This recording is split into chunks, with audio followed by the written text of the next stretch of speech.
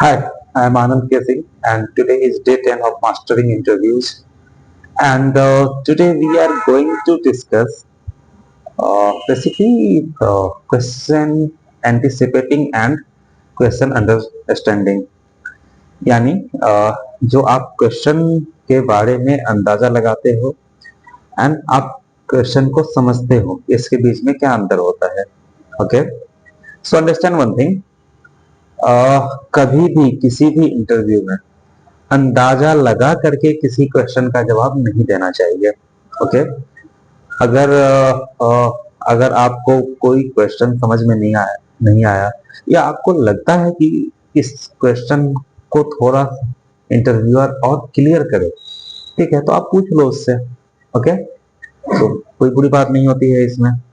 So interview crack करने के लिए सिर्फ आंसर याद करना काफी है, ये सोचना बिल्कुल गलत है. ओके, रियल स्किल ये है कि आप क्वेश्चन को समझें एंड सिर्फ उसका पैटर्न से गेस ना करें.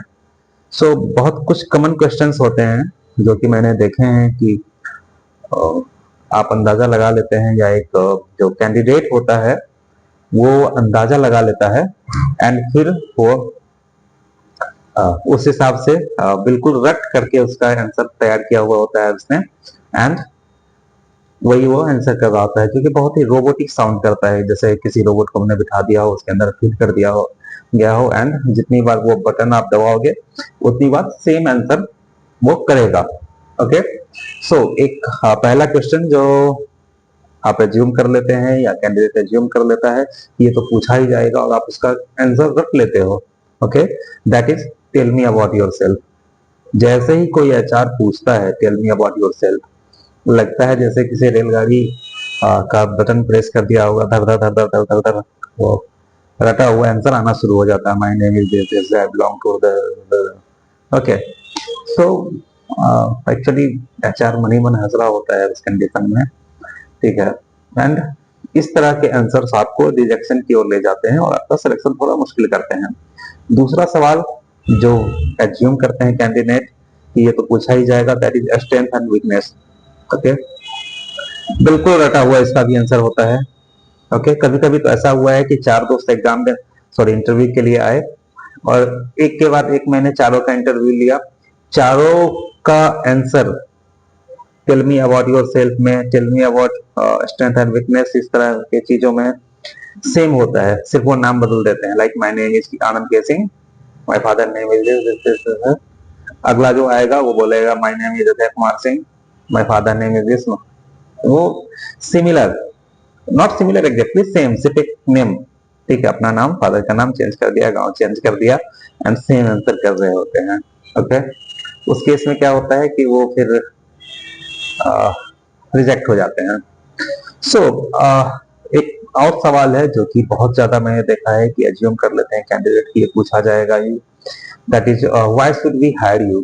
ठीक है, सो ऑब्वियसली ये क्वेश्चन हम पूछते हैं, बट चूंकि ये आप एज्यूम करते हैं या एक कैंडिडेट एज्यूम कर लेता है तो वो बहुत ही रोबोटिक आंसर इसका तैयार करके लाता है, जो कि बिल्कुल रटा रटाया सा सुनने में ही लग जाता है कि रटा रटाया सा आंसर है. तो ऐसा कुछ प्रॉब्लम नहीं है, ये क्वेश्चंस आपको पता होने चाहिए. बिल्कुल सही है आपका अंदाजा कि ये क्वेश्चन पूछे जाते हैं. इश्यू है कि उसका जो आंसर आप तैयार करते हो ना, ठीक है, तो वो आपको बिल्कुल रटा रटा ऐसा नहीं होना चाहिए, नेचुरल होना चाहिए. ठीक है, उसको रटने की जरूरत नहीं है. You know about your self better than any one else, तो आपको पता होना चाहिए अपने बारे में. तो जब आपको पता होगा, आप रट के नहीं आओगे ना, तो हर बार जब आप आंसर करोगे तो बेसिकली आप क्या करोगे ना कि हर बार आप इम्प्रूव करके नया कुछ करोगे. ओके, जो कि पिछली बार से बेटर होगा. तो जितना ज्यादा बेटर हो जाएगा, जितना ज्यादा रिफाइन होता जाएगा आपका आंसर, उतना ज्यादा आपका सिलेक्शन के चांसेस जो है सो हाई होगी, उतनी प्रोबेबिलिटी हाई होगी. ओके, तो ये सेम टेम्पलेट आंसर जो होता है ना कि एक टेम्पलेट के अंदर, एक खांचे के अंदर फिट कर दिया आंसर और वो कर रहे हो, तो दैट शुडंट बी, वो रोबोटिक चीज बिल्कुल भी नहीं होना चाहिए. ओके, दूसरी चीज क्या होती है कि जैसे ही आपसे पूछा गया है कि tell me about your strength and weakness, आपने आंसर तो रख लिया है. अब फॉलो अप क्वेश्चन जैसे ही पूछा गया आपसे, ठीक है, तो आप अटक जाते हो। एक और क्वेश्चन है कि आपकी हॉबीज क्या है, या व्हाट्स योर हॉबीज। तो यहाँ पे भी बहुत ज्यादा मैंने देखा है कि वो एक दूसरे से कॉपी कर लेते हैं। इनफैक्ट पता नहीं किससे कॉपी किया हुआ था, अभी 3-4 दिन पहले ही मैं एक इंटरव्यू कर रहा था, that was for medical transcriptor. तो मैंने उससे पूछा कि आपकी हॉबीज क्या है, and he answered, I love to read. Okay, तो बहुत अच्छी बात है। क्या पढ़ना आप पसंद करते हैं? Okay, and guess what, he was completely blank.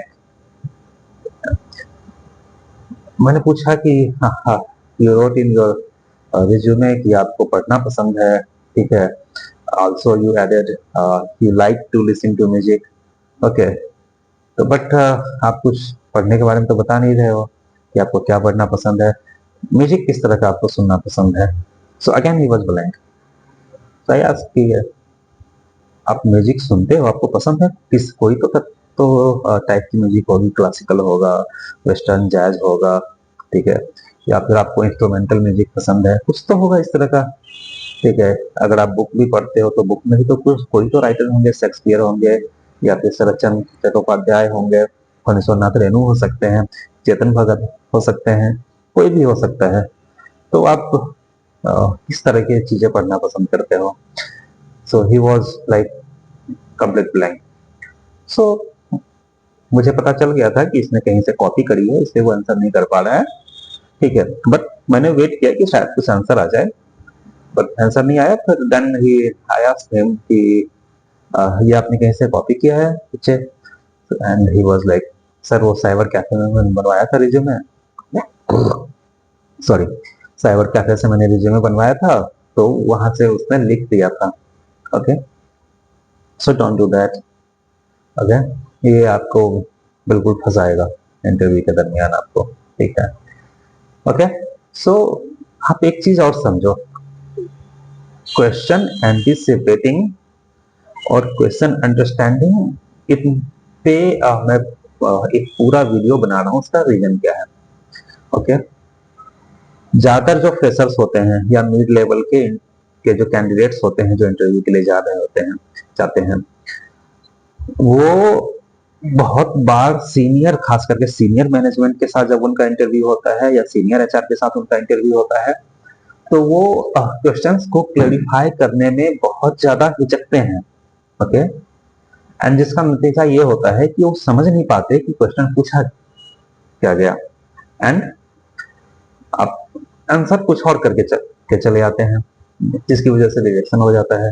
Okay, बहुत बार एज एचआर जब मुझे फील होता है कि सामने वाले को क्वेश्चन समझ में नहीं आया, इसलिए वो इररिलेवेंट आंसर दे रहा है, तो मैं क्वेश्चन खुद से ही क्लेरिफाई कर देता हूँ। लेकिन यह भी एक फैक्ट है कि जब इंटरव्यू ज्यादा होते हैं लाइनअप, जैसे अब मुझे एक दिन में 10-12 इंटरव्यू लेने हैं, रेगुलर वर्क भी है, तो मैं उस सिचुएशन में बहुत ज्यादा क्लेरिफाई करने नहीं जाऊंगा। मैं क्या करूंगा कि अमॉन्ग दैट 10-12 जो भी बेस्ट है उसको मैं शॉर्टलिस्ट कर दूंगा, ठीक है, बजाय इसके कि मैं किसी को क्वेश्चन समझाऊं एंड फिर वो सही आंसर करे, फिर मैं उसको देखूं कि वो फिट हो रहा है उस पर्टिकुलर रोल में और या नहीं। ओके, फ्रेशर्स के साथ क्या दिक्कत होती है, जब उनसे पूछा जाता है कि tell me about yourself, ठीक है, तो वो बहुत नॉन टेक्निकल टाइप का आंसर तैयार कर लेते हैं। ओके, सो कैंडिडेट जो एक स्क्रिप्ट कहीं से टेप लेते हैं, कहीं से छाप लेते हैं, ठीक है, एंड वो चल रहा होता है उनका, तो हमारे काम का होता नहीं, हमारे मतलब एचआर के काम का वो उस तरह के आंसर्स होते नहीं है। ओके, सो आप इस चीज को भी समझें कि जो कैंडिडेट जो होता है उससे पहले पूरा क्वेश्चन सुनना चाहिए। ओके, कभी भी बीच में टोक करके आंसर नहीं करना चाहिए, आप पूरा क्वेश्चन को समझें, उस क्वेश्चन के पूछने के पीछे के इंटेंट को समझें।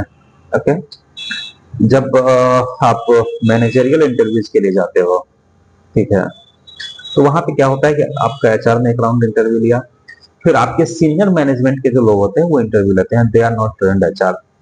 तो कई बार वो क्वेश्चन जो आपसे पूछते हैं, ठीक है, सुनने में उसका लगता है कि ये कुछ और अर्थ होगा, बट वो एक्चुअली जानना कुछ और चाहते हैं।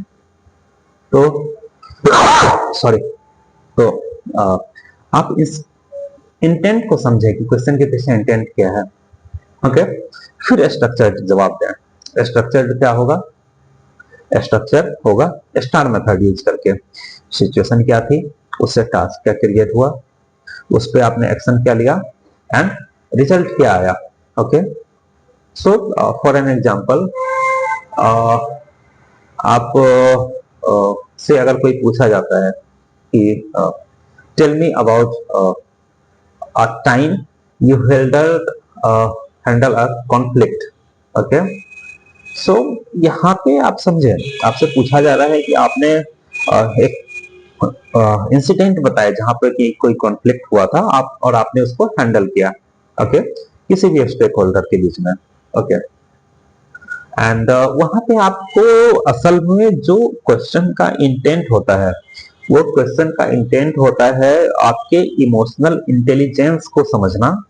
ओके, आपके कम्युनिकेशन स्किल्स को चेक करना, आप कितने प्रॉब्लम सॉल्विंग हो ये चेक करना, एंड टीम बिहेवियर आपका कैसा है वो देखना। ओके, तो जैसे अगर आपसे सेम क्वेश्चन मैं उठाता हूं कि tell me about a time you handle conflict. Okay, so ये कॉन्फ्लिक्ट जब सॉरी ये कॉन्फ्लिक्ट जब दो टीम मेंबर के बीच में होगा और आप उस कॉन्फ्लिक्ट के बारे में बताते हो, ओके, तो आपके आंसर से एचआर को ये समझ में आता है कि आप टीम हैंडल कैसे करते हो। ओके, वहीं आप कंफ्लिक्ट अगर दो स्टेक होल्डर, जहां पे कि एक स्टेक होल्डर एक कस्टमर है और एक हमारा एम्प्लॉई है, उसके बीच में किसी कॉन्फ्लिक्ट हुआ, ओके, एंड आपने उस कॉन्फ्लिक्ट को हैंडल किया, तो वहां पे आप एक्चुअली बता रहे होते हो कि how good you are with customer relationship management.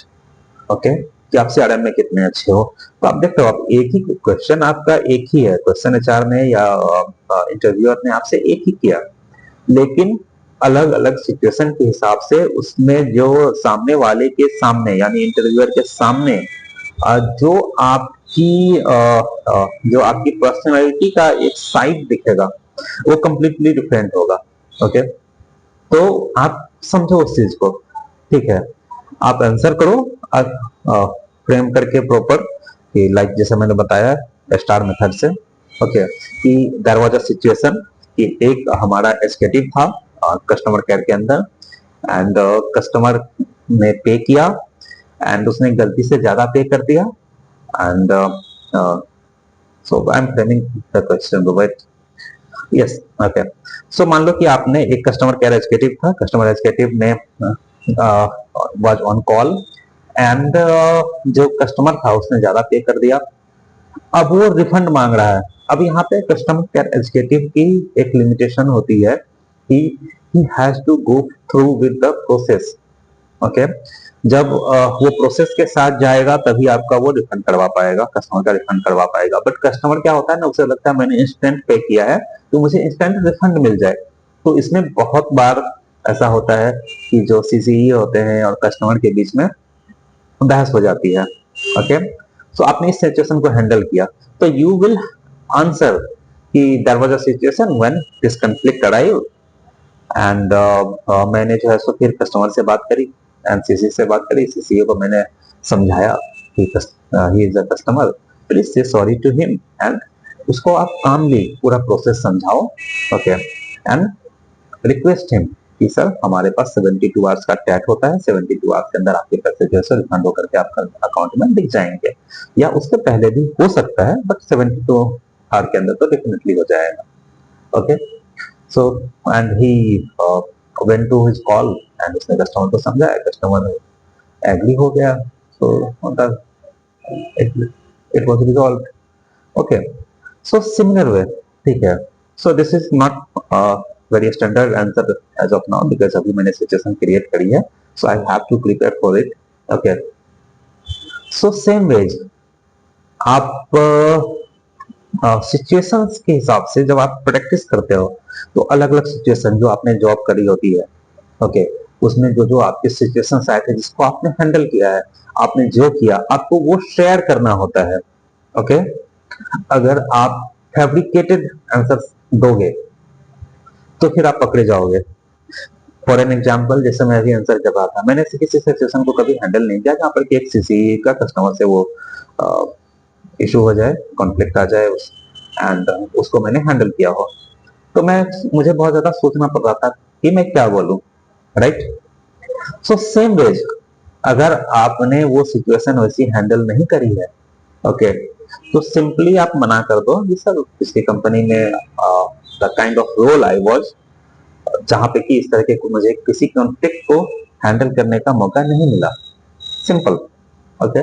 But don't lie, don't, अगर आप झूठ आप बोलोगे, कहानियां बना करके आंसर करोगे, तो जैसे मुझे बार बार सोचना पड़ रहा था और मैं अटक जा रहा था, same with happen with you.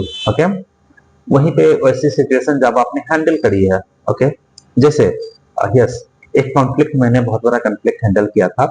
So I was associated with that crusher company, जो पत्थर को तोड़ करके जो मकान वाले बोल्डर्स बनाते हैं, वो कंपनी थी। मैं उसको कंसल्टिंग दे रहा था। सो वहां पे क्या हुआ कि एक मजदूर का पैर फिसल गया एंड वो क्रशर में गिर गया, जिसकी वजह से कि उसकी डेथ हो गई। So situation was very critical, like पूरा जो वहां पे लेबर थे, वहां के जो ब्लू कलर एम्प्लॉय थे, वो स्टोन प्लेटिंग कर रहे थे ऑफिस के ऊपर, गुस्से में, मुआवजा के लिए। So as I was the consultant and I was the head HR, so मुझे वो सिचुएशन हैंडल करनी थी। आई वेंट ओवर देयर, मैंने उनका जो लीडर था उनको बुलाया। सो दे वर रिजिड कि नहीं नहीं, हम तो सारे लोग एक साथ बात करेंगे। सो मुझे पता था कि सारे लोग अगर बात करेंगे तो बहुत ज्यादा डिस्टर्बेंस आती रहेगी, नॉइस होगा, जिसकी वजह से कि हम किसी कंक्लूजन पे नहीं पहुंच पाएंगे। तो आई रिक्वेस्टेड कि आप एक काम करो, आपके जो लीडर हैं उसमें से ज्यादा नहीं, सिर्फ 2 बंदे जो है सो आप आओ, हम बैठ के फेस टू फेस बात करते हैं एंड इसको हम सॉल्व कर लेंगे आज के आज। सो वो आए, 2 बंदे उन्होंने भेजे एंड जब हमने इनसे बात करनी शुरू की, नेगोशिएशन हुआ। नेगोशिएशन होकर के एक सर्टेन अमाउंट पे हम लोग पहुंचे, जो कि कंपनी से मैंने अप्रूवल लिया है, तो मैंने उनको तभी के तभी कंफर्म कर दिया। उन्होंने फिर उसको जो है सो आगे कम्युनिकेट कर दिया एंड दे वर एग्री। तो पूरा माहौल शांत हो गया। ओके, सो यहाँ पे क्या, देखो, क्योंकि मैंने यहाँ पे ये सिचुएशन हैंडल करी है पहले, तो मुझे कहीं भी अटकना नहीं पड़ा। ओके, जो जो इंसिडेंट हुए थे एज ए स्टोरी मैंने बिल्कुल फ्लो में बता दिया कि, एंड वो भी स्टार मेथड के अनुसार बनाया कि देयर वाज अ सिचुएशन जहां पर कि एक जो है सो मजदूर जो क्रशर के अंदर गिरकर मर गया। देन स्टोन प्लेटिंग होने लगी। तो अब यहाँ पे टास्क पीरियड होता है। टास्क पीरियड क्या होता है कि ये जो सिचुएशन है उसको कंट्रोल कैसे किया जाए। तो वहां पे मैंने टास्क देखा, मैंने इंटरवेन किया, मैंने उनके तरफ से जो है सो 2 लोगों की को बुलाया, उनके साथ मैंने मीटिंग करी। ओके, डिस्कस किया, अप्रूवल्स लिए मैनेजमेंट से कंपनसेशन का, उसको कंपनसेशन का अप्रूवल की कॉपी दे दी। उन्होंने भी आगे उस चीज को बात करी एंड रिजल्ट क्या आया कि वो इशू रिजॉल्व हो गया। So this was STAR method, situation, task, action and the result. Okay, same ways आपको आंसर करना है। ठीक है, जब आप फेक आंसर करते हो ना तो फिर पकड़े जाते हो, चाहे आप कितने भी अनुभव वाले क्यों ना हो। ठीक है, हाँ, बहुत बार होता है, नहीं पकड़ाते हैं। ठीक है, बहुत बार आया है। आ, मैंने खुद कई बार रॉन्ग हायरिंग हो गई है, क्योंकि बहुत ही सामने वाला बहुत ही street smart kind of person होता है, तो हमें भी पता नहीं चल पाता कई बार कि वो कब झूठ बोल रहा है, कब सही बोल रहा है। बट मोस्टली हमें पता चल जाता है, 4:30 को पता चल जाता है। सो आप अंतर समझो कि question anticipation and question understanding में डिफरेंस क्या होता है। सबसे बड़ा जो डिफरेंस होता है ना, वो होता है फोकस का। ओके, जब जब एंटीसिपेशन होगा, क्वेश्चन एंटीसिपेशन होगा ना, सो आप रेडीमेड आंसर करोगे। लेकिन जब आप क्वेश्चन को समझोगे, जब क्वेश्चन अंडरस्टैंडिंग की बात आएगी, देन आप इंटेंट समझोगे क्वेश्चन को एंड अकॉर्डिंगली आप आंसर करोगे। दूसरा रिस्क, ठीक है, जब आप स्क्रिप्टेड आंसर करते हो और आपका स्क्रिप्ट फेल करता है, ठीक है, तो फिर आपका बिल्कुल वो ब्रेक डाउन हो जाता है, आप फिर पूरा इंटरव्यू वहीं पे खत्म हो जाता है। ओके, तो लेकिन वहीं पे जब आप क्वेश्चन को समझते हो, आप उसका इंटेंट समझते हो और फिर आंसर करते हो, ठीक है, तो वो रिलेवेंट होता है। तो वहां पे ऐसी कोई बात नहीं होती कि आपका इंटरव्यू आगे कंटिन्यू नहीं होगा, या तो आपने सिचुएशन नहीं करी है कभी हैंडल, वैसी आपने मना कर दिया। ओके, मना कर दिया तो फिर अगला क्वेश्चन पूछेगा वो कि ओके ये सिचुएशन हैंडल करेगी ही नहीं है तो फिर इसमें क्या, फिर अगला चीज पूछेगा वो, ठीक, ऐसे। ओके, तीसरी चीज होती है इंप्रेशन का डिफरेंस होता है दोनों में बहुत ज्यादा ज्यादा। जब आप रटे रटाए आंसर करते हो तो आपका इंप्रेशन जो है सो एक जो है काइंड ऑफ जिसको भी कुछ नहीं आता वैसे कैंडिडेट की बनती है। लेकिन अगर आप मैच्योर और प्रोफेशनल इंप्रेशन चाहते हो तो आपको क्वेश्चन समझ के आंसर करना पड़ेगा, क्योंकि वहां पे इमेज यही बनती है कि आपने पहले क्वेश्चन को समझा, फिर आपने मैच्योर आंसर किया या प्रोफेशनल आंसर किया। ओके, एडेप्टिबिलिटी का भी पता चलता है इससे। ओके, रटे रटाए आंसर वाले बंदे उस तरह के बंदे होते हैं who are not ready to learn new things, ठीक है, या जो चीजों में सिचुएशन के हिसाब से खुद को अडेप्ट करना नहीं जानते हैं। वहीं जो बंदे क्वेश्चन समझ कर आंसर करते हैं उनका जो इंप्रेशन बनता है चार्ट के ऊपर वो ये बनता है कि ये एडेप्टेबिलिटी वाला बंदा है, ठीक है, इसकी एडेप्टेबिलिटी अच्छी है। ओके, सो स्मार्ट स्ट्रेटजी क्या होनी चाहिए प्रोफेशनल्स की? So as a career coach मैं कैंडिडेट्स को ये सिखाता हूं कि 50 कॉमन क्वेश्चन, ठीक है, याद मत करो। ओके, 10 कोर कॉम्पिटेंसीज समझो, ठीक है, जैसे कोर कॉम्पिटेंसीज क्या हो सकती है? कम्युनिकेशन हो सकती है, लीडरशिप हो सकती है, प्रेशर हैंडलिंग हो सकती है। ओके, स्टार मेथड यूज करो। मैं बार बार लगभग हर वीडियो में कह रहा हूँ कि use star method, star method, ठीक है, star method situation task action and result, ठीक है। सो आप सवाल उठता है कि मैंने जो पहला कहा कि 50 कॉमन क्वेश्चन याद मत करो, ठीक है, लेकिन मैंने पिछले वीडियो में ही कहा है कि 50 कॉमन क्वेश्चन जो है सो आप लिखो अपने रिज्यूमे में से निकाल करके एंड फिर उसकी प्रैक्टिस करो। सो स्टिल, ठीक है, मैं कह रहा हूं कि 50 कॉमन क्वेश्चन याद मत करो, आप उस क्वेश्चन को समझो। करके जब आप प्रैक्टिस करते हो तो आप उन क्वेश्चंस को लिखो, उनके आंसर तैयार करो, बार बार आंसर तैयार करो, रटो मत कभी भी इसको। इतनी बार आंसर तैयार करो कि आप नेचुरली उसको आंसर कर सको, लेकिन रटना नहीं है, रटोगे तो फिर फंसोगे। ओके, तो डोंट डू दैट, ठीक है। सो आई होप आज के जो सेशन था आप इससे फायदा उठाएंगे एंड जब आप अगली बार इंटरव्यू देने जाएंगे कहीं भी तो आप क्वेश्चन को समझेंगे अच्छे से। अगर नहीं समझ में आए तो एचआर से क्लेरिफाई करेंगे, उसके बाद जो है सो स्टार मेथड को यूज करते हुए आंसर करेंगे। Okay, so it was Kirti Anand from Mama institute of excellence. Okay, bye bye.